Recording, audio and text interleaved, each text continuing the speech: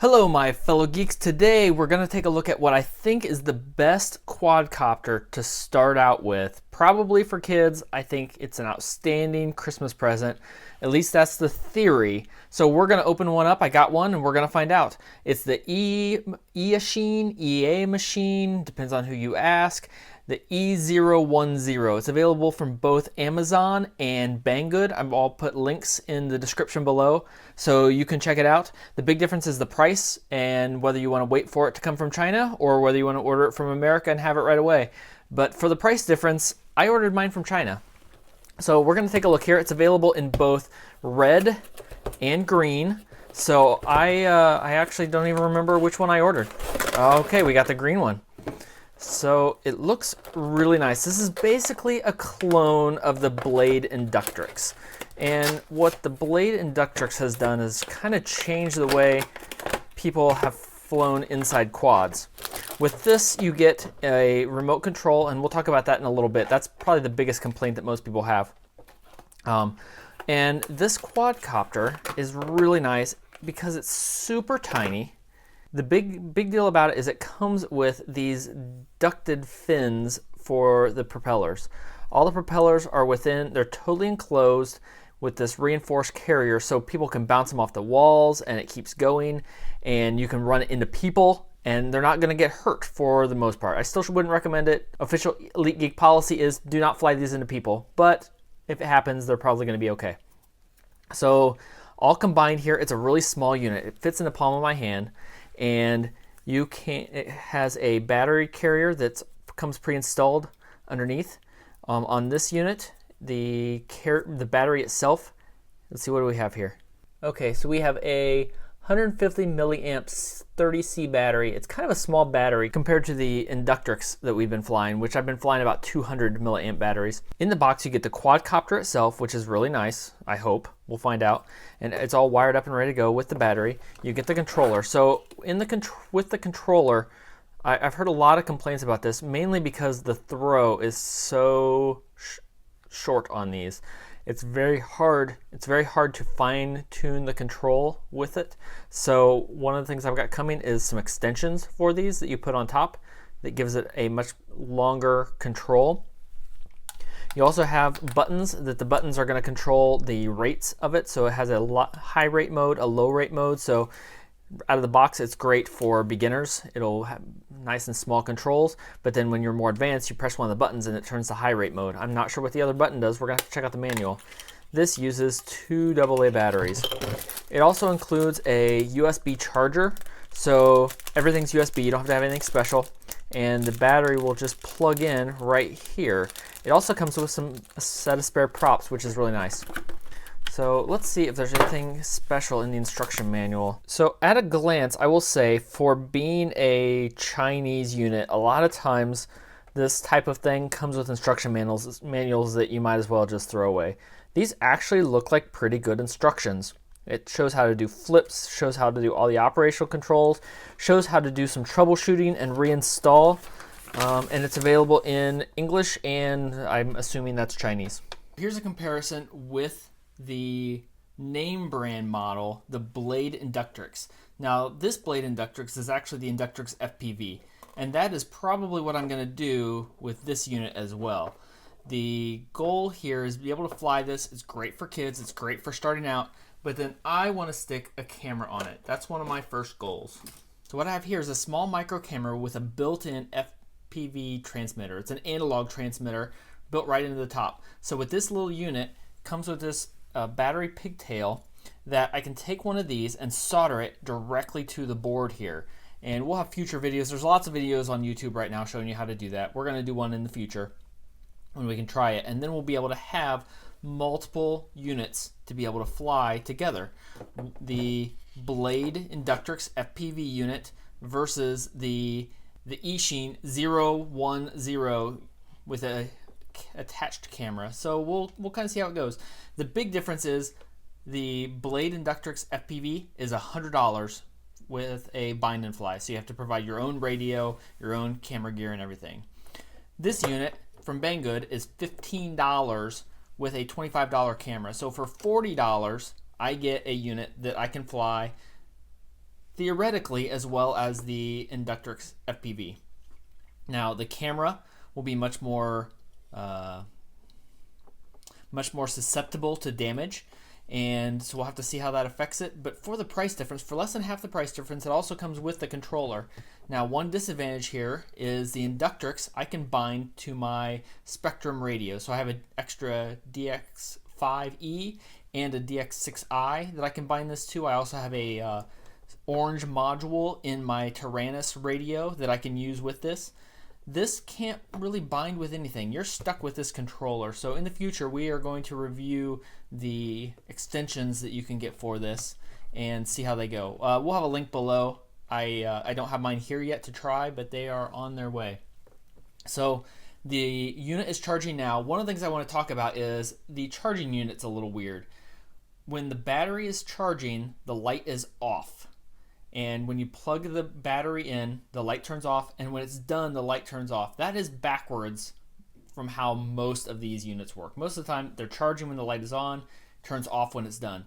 This one is the other way around, so I wanted to point that out. I actually grabbed the manual and checked, and it was very clear. It was nicely written, so I could tell that that's what was going on. But it just seemed the opposite of just about every other charger that I've used for these types of things. So now you know. Next step, we'll let that finish charging, so when the light turns on, I'll know it's done. We'll put some batteries in the control, and we'll give it a shot. All right, so we've got batteries in the charger, or in the controller. This takes 2 batteries. We're gonna try and connect this up. We also have, now the battery has finished charging. We've put it in the packet here. So what should happen is we should be able to plug this in, see what happens. If it's a little hard to get it plugged in there. Normally, okay, so we have a quick flashing light. We turn this on, and it should automatically bind together, hopefully. Hopefully. Oh, if it doesn't, we're going to have to read the instructions. Does not seem to be binding. All right, well, let's see. Maybe there's an order. Maybe we need to unplug this. Oh, come on. There we go. Plug that back in. Okay, so we've got that. Okay, so we're going to try it again. We're going to turn the radio on first. Let it flash, and then we'll plug this in. Oh, there we go. Get it plugged in. So see if they bind automatically. Nope. All right, so we're gonna have to find out, and we'll come back and read after we read the instructions. Okay, so we're back, and we actually read the manual. There's a lot of stuff in there, but to keep it simple for right now, what you've got to do is turn on the radio, turn on the quadcopter, or plug in the quadcopter, and they'll both flash, and then you have to move the stick all the way to the top. It should beep. Nope. No beeping. Okay, then move it back down. Okay, so you move it back down, and then it will beep. That's not exactly what it says. The other thing you're supposed to do is keep the quadcopter level and move this to the right stick to the corner. It'll flash, and then the light will turn steady. That means it's calibrated and it's balanced. Don't know if you have to do that or not, but that's what the instructions say. So now let's go try and fly it. So to see how this works for a younger flyer, I'm actually going to have my son try and fly it the first time. We've got it there on the ground. He's flown some quadcopters before, so this should be really easy for him to just start out and go. All right, go. That looks pretty smooth. Oh. Whoa. Let me restart it. Okay, restart it. Okay, try and keep it level. Oh! So that's testing the durability. Hold on. Get it. I didn't know how strong it was. It's pretty strong. It's fast, isn't it? It's way faster than the other one. Okay, there you go. Oh, that's pretty good.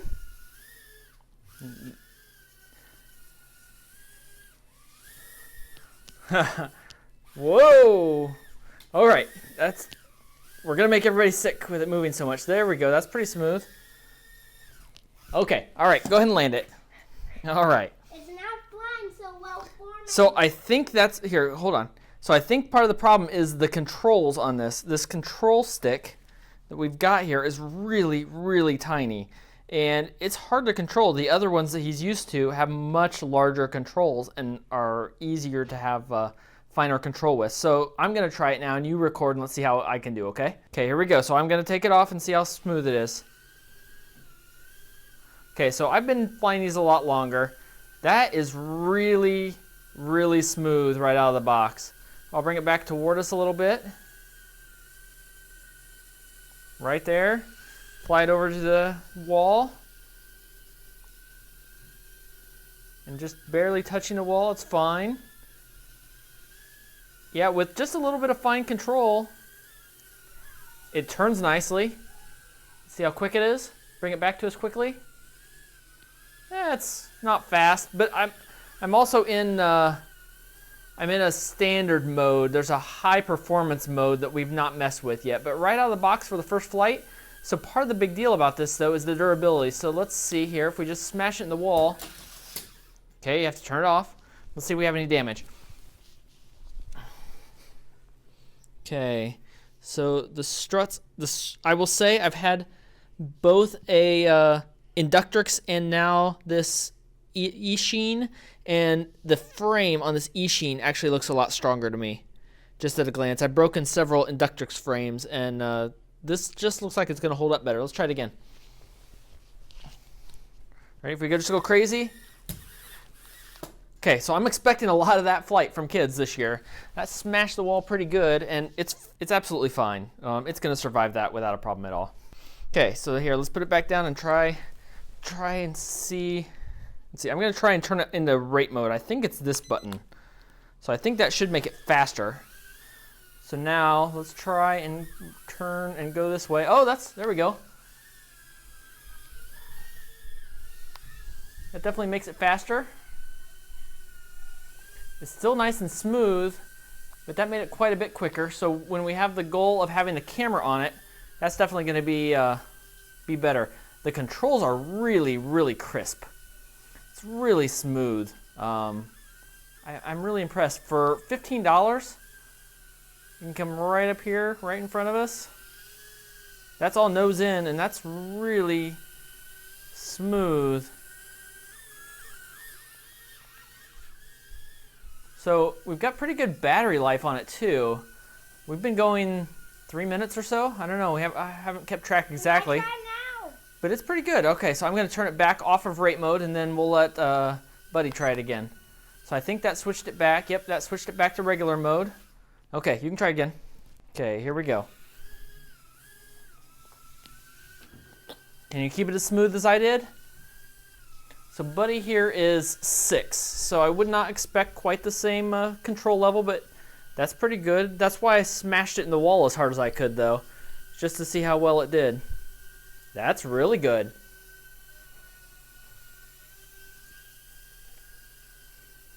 Yeah, I think that's perfectly acceptable. For $15, this thing is, whoa, this thing is an absolute steal. So one of the things I also did that's not here yet, I bought a 5-pack of batteries. The 5-pack of batteries comes with a multi-charger. I'll link that in the description below also. So it lets you charge all the batteries at once instead of just one at a time, like the one I've got here. But it will, that'll be handy, and you can order extra frames. I ordered another camera that we're going to take the top off of this one and try and put a camera on it next. That'll be our next goal. I also have some Inductrix batteries that we will show how to put a cable on here so we can use either the Eachine batteries or the Inductrix batteries. So that'll be in a future video. But that's it. Overall, I am very impressed with this little machine for the price. It's outstanding. I think oh. If you want, you can print new frames for it off of Thingiverse. There's a whole bunch of accessories you can get for it, but as a base unit, we'll definitely, once we get the extra accessories, the better controls and the batteries, we'll do another review. But for now, I'm going to call it a hit. So that's going to be it this time. Thanks for watching. Make sure you like the video. Tell me if you're going to get one of these or what kind of modifications you have done to yours and what we should do to ours, and we'll make sure we take that into account. Make sure you subscribe so you see all the future videos that we do on this and a lot of Star Wars awesome stuff as well. And remember, if you're going to be a geek, be an elite geek.